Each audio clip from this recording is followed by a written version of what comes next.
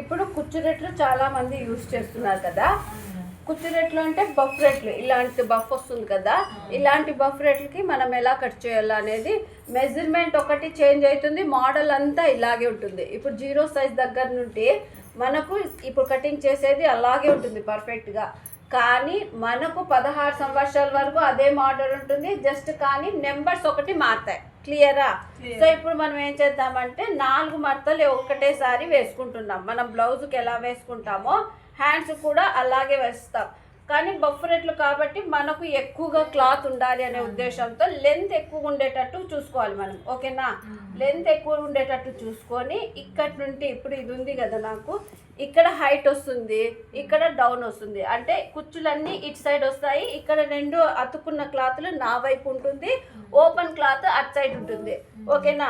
First మనం ఏం చేయాలంటే ఇక్కడి నుండి ఇక్కడికి మన ఇష్టం. స్టార్టింగ్ కుచ్చులు అంటున్నట్లే ఎంత పెడతామంటే 4 ఇంచులు పెట్టుకుంటాం. ఫస్ట్ లెసన్ 4 ఇంచుల నుంచి చెప్తా. ఇప్పుడు ఇక్కడ ఏం వేసుకోవాలంటే బాక్స్, 4 ఇంచులకి ఒక box, same as it is ఇదే బాక్స్ కింద సైడ్ కూడా 4 ఇంచులకు వస్తుంది. ఓకేనా? ఈ 4 ఇంచులకి మనము బాక్స్ వేసుకున్న తర్వాత ఇక్కడ ఈ సైడ్ నుండి మన మెజర్మెంట్ వస్తుంది. ఇవన్నీ కుంచెల్లో పెట్టుకుంటాం మనము. ఓకేనా? ఇప్పుడు నాకు ఇక్కడ క్లాత్ ఉంది, మనము లైనింగ్ క్లాత్ ఉంది కదా అనేసి ఎంత అంటే అంత పెట్టకూడదు. ఎందుకంటే main cloth important. Main cloth ఉందా లేదా, అది ఎంత ఉందో చూసుకున్న తర్వాత ఈ కటింగ్ చేసుకోవాలి మనం. ఓకే, క్లాత్ ఉంది, మనకు మెయిన్ క్లాత్ ఉందంటే లైనింగ్ క్లాత్ ఎంతైనా పెట్టేయచ్చు. సో ఇప్పుడు నాకు మెయిన్ క్లాత్ ఉందో లేదో తెలియదు కాబట్టి నేను ఇక్కడ నుండి స్టార్ట్ చేస్తున్నా. ఓకేనా? ఇక్కడ ఎన్ని ఇంచులు పెట్టుకుంటున్నా? 4 ఇంచులు. 4 ఇంచులు పెట్టుకుంటున్నా. తర్వాత మనకు బ్లౌజ్కి వచ్చేసి హైట్ బాక్స్ వేసుకుంటున్నా, 4 ఇంచుల బాక్స్. ఇది అర్థమైందా? ఇది దేనికంటే ఇవన్నీ కుచ్చులు వస్తాయి. తర్వాత ఇక్కడ నుండి 3.5కి నేను హైట్ పెట్టుకుంటున్నా. ఏమిటికి? ఇది హైట్కి పెట్టుకుంటున్నా, 3కి కానీ 3.5కి. ఇది ఏమి అంటే మనకు హ్యాండ్ యొక్క కరెక్ట్ పర్ఫెక్ట్ సైజ్ అన్నమాట. హ్యాండ్ యొక్క పర్ఫెక్ట్ సైజ్. సో మనకి ఇది సంబంధం లే. అర్థమైందా? ఇప్పుడు నేను కుంచుళ్ళకి ఎంత కావాలో అంత తీసుకున్న తర్వాత ఇది మీకు అర్థం అవ్వడానికి నేను లోపలికి ఫోల్డ్ చేసిన. ఇప్పుడు మన బ్లౌజ్ మనం మెజర్మెంట్ కరెక్ట్గా తీసేసుకుందాం. ఇక్కడ నుండి ఇక్కడికి 3.5కి నేను లెంత్ తీసుకున్నా హైట్. సో ఇప్పుడు వచ్చేసి అమ్మాయిది లూజ్ ఎంత ఉంటుందంటే బహుశా చిన్నపిల్ల కాబట్టి 4.5 ఇంచులకి లూజ్ పెడుతున్నా. అలాగే 1.5 ఇంచు ఏం పెట్టాలి? కుట్ల కోసం 1.5 ఇంచు పెట్టేసా. సో ఇక్కడ నుండి ఇక్కడికి సంక డౌన్ ఎంత తీసుకోవాలంటే 5 ఇంచెస్. లేదు అమ్మాయి చిన్నపిల్లలు 1 ఇంచు లూజే ఉంది అనుకుంటే 1/2 ఇంచు 5.5కి ఒక మార్క్ పెట్టేసుకుంటున్నా క్రాస్గా. ఓకేనా? 5.5కి ఒకటి పెట్టేసిన తర్వాత ఒకటి ఆలోచించండి. ఇక్కడ నుండి ఇక్కడికి మనము లెంత్ హైట్ ఎంత పెట్టాము? 3.5 పెట్టాము. 3.5 పెడితే ఇక్కడ సంక డౌన్ ఎంత పెట్టుకోవాలంటే 1/2 ఇంచే తగ్గించుకోవాలి. చిన్నపిల్లలు కదా. సో 1/2 ఇంచే తగ్గించుకుంటే ఎంత అవుతుంది మా? 3 ఇంచులు అవుతుంది. సో ఇంకా కొంచెం షేప్ రావాలంటే 2.5. క్లియరా? నేను 2.5కి షేప్ పెట్టా. ఇక్కడ నుండి ఇక్కడికి కుట్ల లెక్క ఎంత వదలాలి? 1.5. ఈ స్కేల్ అనేది మనకు 1.5 ఉంటుంది. సో ఇలా పెట్టేసి ఇటు సైడ్ మార్క్ వేసేస్తాం. క్లియరమ్మా? వేసేసిన తర్వాత హ్యాండ్ యొక్క షేప్ రావడానికి మనం ఏం చేస్తామంటే 3.5కి 3కి అని పెట్టుకున్నాం కదా ఇక్కడ హ్యాండ్ యొక్క షేప్. ఇప్పుడు ఇక్కడ నాకు నీట్గా ఇలా వచ్చేసింది కదా. మనం ఇక్కడ నుండి షేప్, హ్యాండ్ యొక్క షేప్ ఎలా ఉంది మనకు ఐడియా ఉంది కదా. హ్యాండ్ యొక్క షేప్ ఇలా రావాలని కిందకి ఇక్కడ నాకు మార్క్ ఉంది, కానీ నేను వేసిండేది ఒక గీత అంతా కిందకి వస్తున్నా. సో అలా రావడం వల్ల ఏమవుతుందంటే బ్లౌజ్ హ్యాండ్ పర్ఫెక్ట్గా కూర్చుంటుంది. క్లియరమ్మా? సో ఇప్పుడు నాకు హ్యాండ్ యొక్క మెజర్మెంట్ వచ్చింది. కానీ ఇలా ఓపెన్ చేస్తే ఏమొస్తుంది? కుచ్చెళ్ళు వస్తాయి, కుంచెళ్ళు. సో కరువు స్కేల్ ఉంది కదా పెద్దది, ఆ కరువు స్కేల్ ఆధారంగా మనము ఇక్కడ షేప్ తీసుకుంటాం. ఏంది వీటికి? కుంచెళ్ళకు. సో లేదు ఒకవేళ నేను ఇలాగే తీసుకోవాలి నాకు ఐడియా లేదంటే స్కేల్ ఉంటుంది కదమ్మా, ఆ స్కేల్ తీసుకొని దీంట్లోకి కలుపుకుంటాం. క్లియరా? ఇలాగా. లేదు కరువు స్కేల్ ఉంది అంటే ఇది పెద్ద కరువు స్కేల్ అంటాం. ఈ పెద్ద కరువు స్కేల్తో మనం ఏం చేస్తామంటే ఈ హ్యాండ్ యొక్క షేప్ని తీసుకుంటాం కుంచెలు రావడానికి. ఓకేనా? సో ఇది మనము ఈ పైన కొనకి దీనికి చూస్తున్నారా, నేను తిప్పుతున్నా. క్లియరా? ఇక్కడి నుండి నేను ఈ షేప్ హ్యాండ్ షేప్ నాకు దీంట్లోకి కలవాలి. క్లియరా నాన్న? క్లియరా? ఇక్కడ నేను మొదలుపెట్టా స్టార్టింగ్లో కర్వ్ స్కేల్ని తిప్పుకుంటూ నాకు ఈ హ్యాండ్లోకి వెళ్ళిపోవాలి, ఇలా ఈ షేప్లోకి వెళ్ళిపోవాలి. క్లియరా? అర్థమైంది కదా? మనకు కావాల్సిన మెజర్మెంట్ ఇది పెట్టుకున్నా. మనకు బఫ్ కోసం ఇక్కడి నుండి ఇక్కడికి 4 ఇంచులు, కానీ నేను ఇక్కడ 3 ఇంచుల హైట్ బ్లౌజ్ పెట్టుకున్నా.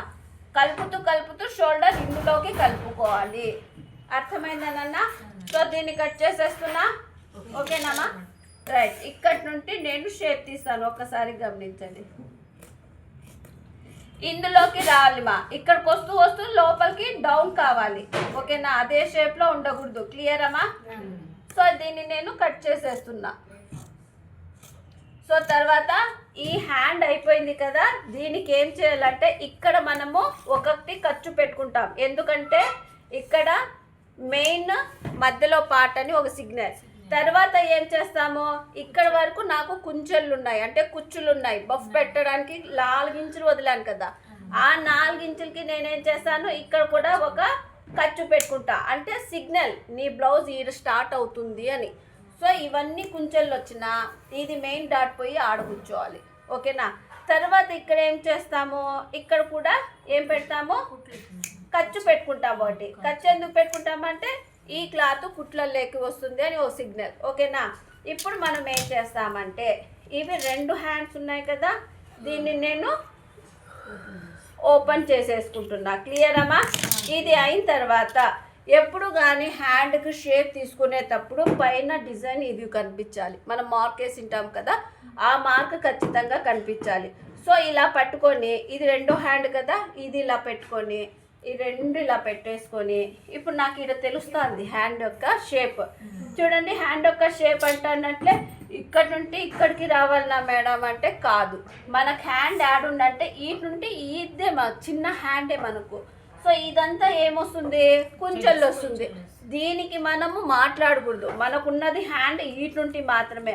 సో జస్ట్ ఒక షేపు మనము ఇక్కడి నుండి ఇలాగా షేప్ తీసుకుంటాం. ఓకేనా? క్లియర్ అమ్మా?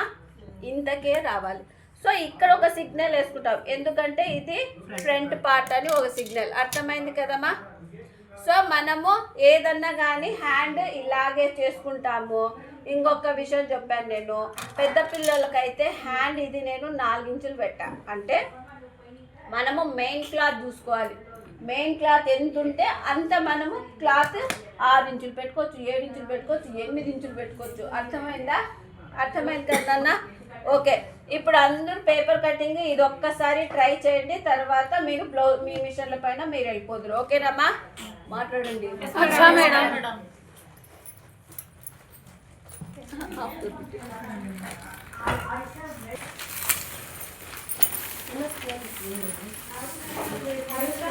మా మీరు పర్మిషన్ ఇచ్చారు వీడియో తీసుకోవడానికి మీకు, అవునా కదా? అంపమ్మ చూస్తుంది, అందుకనే చెప్తున్నా. నీకు తీలే, నువ్వు మా పాపవే కాదు. అవును.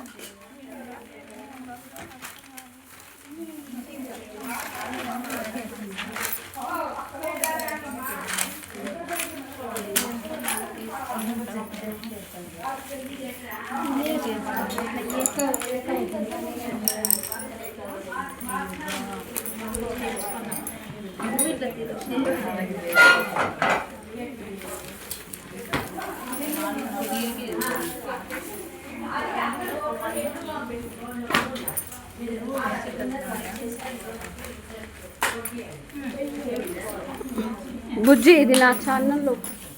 హ్యాండ్కి మనం కలపాలి అంటే 1 ఇంచ్ ఎక్స్ట్రా వేసుకోవాలి. ఎందుకంటే షోల్డర్ దగ్గర 1/2 ఇంచ్ పోతుంది, కింద ఫోల్డింగ్ పోతుంది కదా.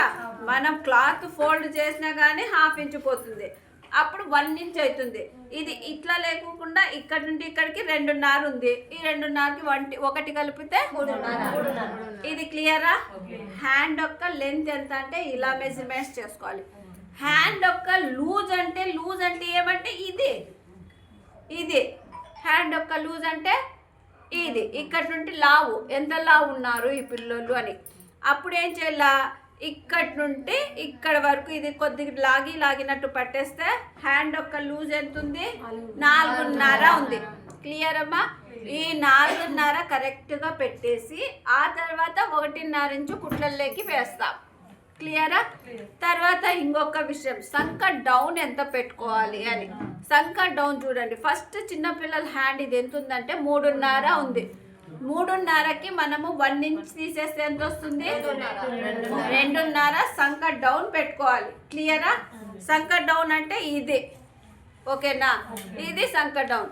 సో సంక ఆర్మ్ హోల్ లూజ్ ఎంత అంటే ఇక్కడ నుండి ఇలా పట్టుకొని ఈ మిడిల్ పార్ట్ దగ్గర నుండి ఇలా పెట్టుకుంటే ఎంత లూజ్ ఉంది అనేది తెలిసిపోతుంది. 5 ఇంచులు ఉంది మా లూజ్, ఇది 5 ఇంచులు ఉంది. ఇది మాత్రం కరెక్ట్గా తీసుకుంటాం మనము. 5 ఇంచులు, 5 ఇంచులు ప్లస్ కుట్లలోకి ఎంత?